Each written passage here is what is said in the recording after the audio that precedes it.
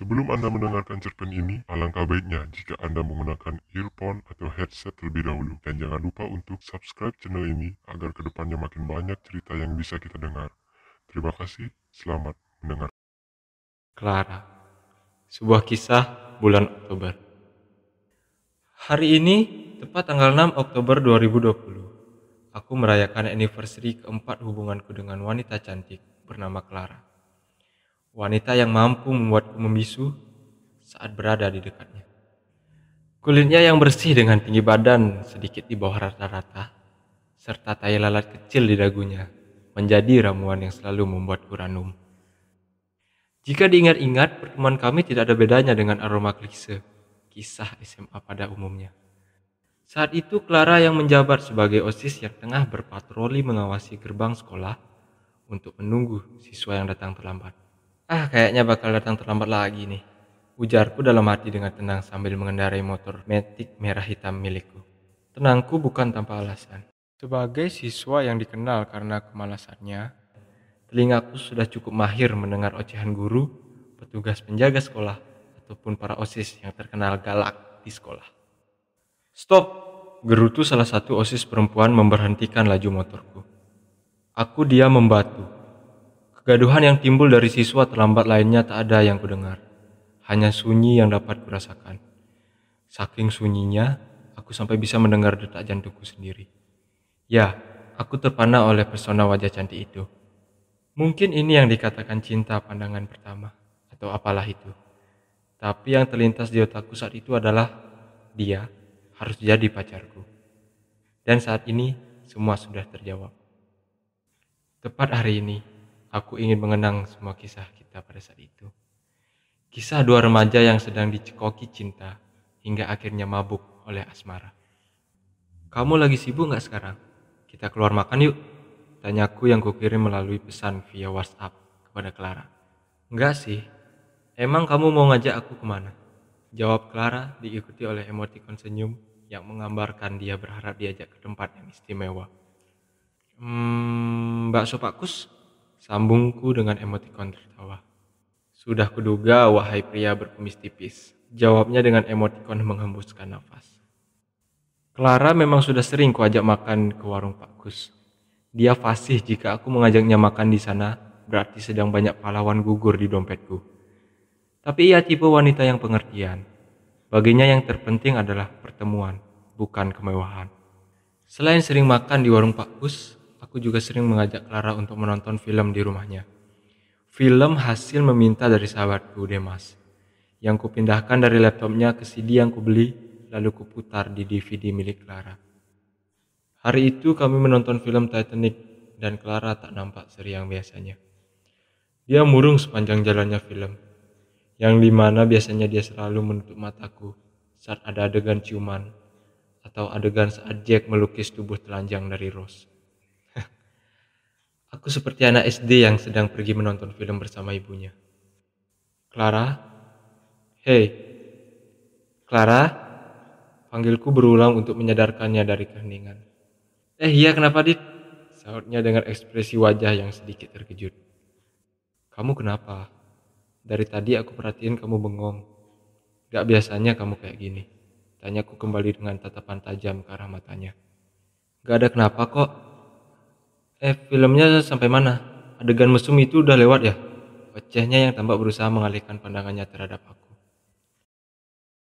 Kamu sangat bodoh untuk menyembunyikan rasa khawatirmu itu.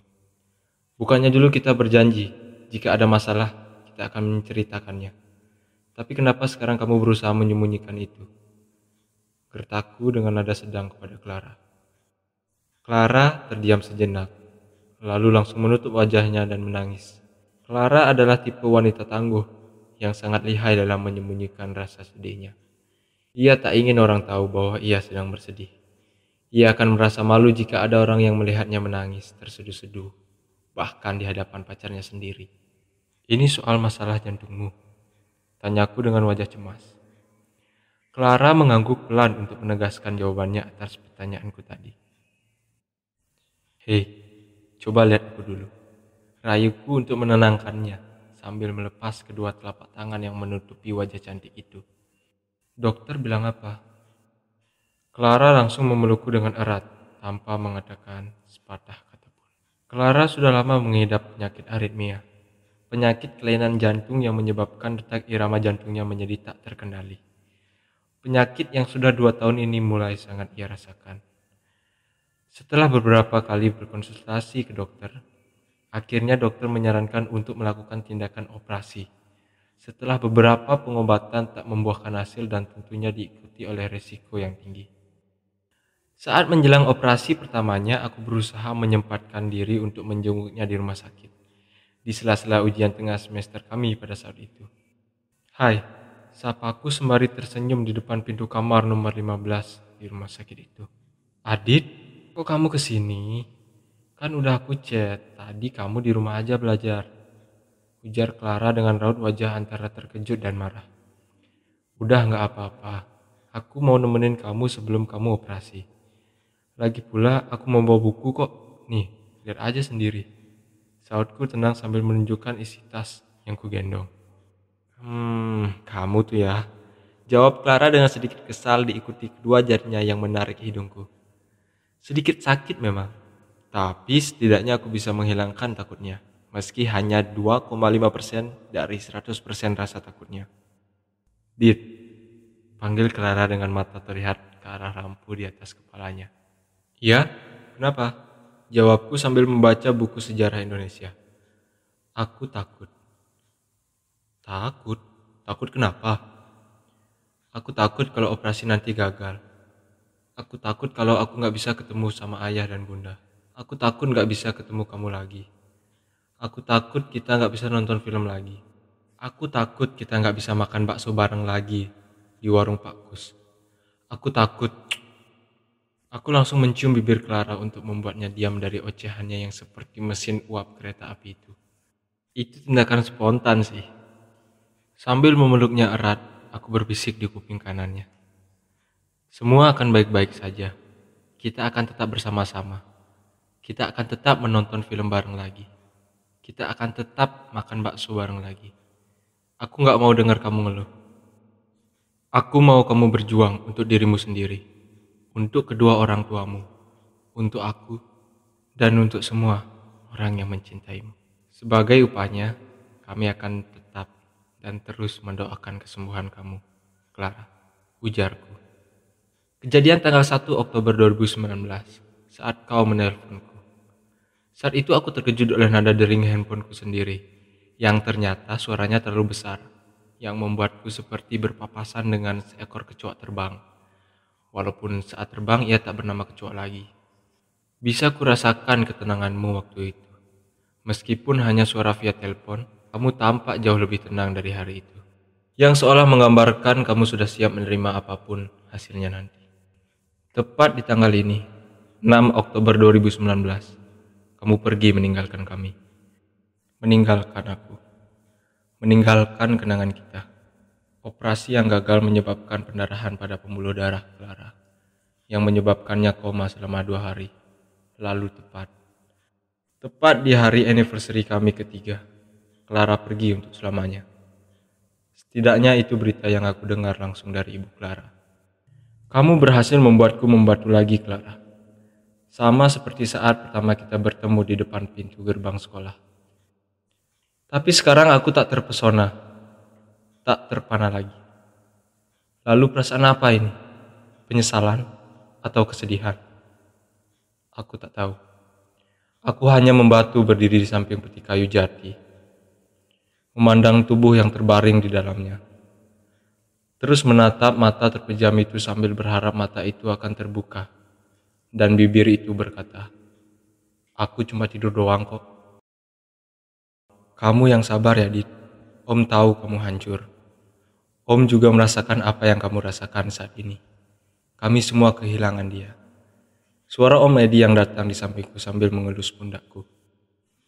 "Iya Om, Om juga yang tabah. Semoga Clara tenang di sana." Tahutku dengan setengah mati berusaha menguatkan diri untuk sekedar mengucapkan kalimat itu. Enggan rasanya pergi dari kuburmu.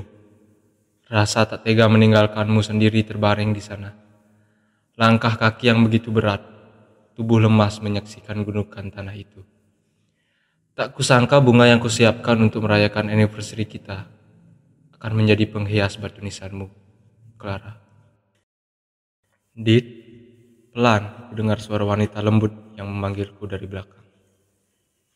Iya tante, sautku dari suara ibu Clara yang memanggilku tadi. Sambil mengusap sisa air mata yang masih menempel di pipinya, Tante Ayu mengeluarkan secari kertas di dalam tasnya. Ini surat dari Clara, yang ia titipkan ke tante untuk kamu. Clara menulis ini 3 jam sebelum ia masuk ruang operasi.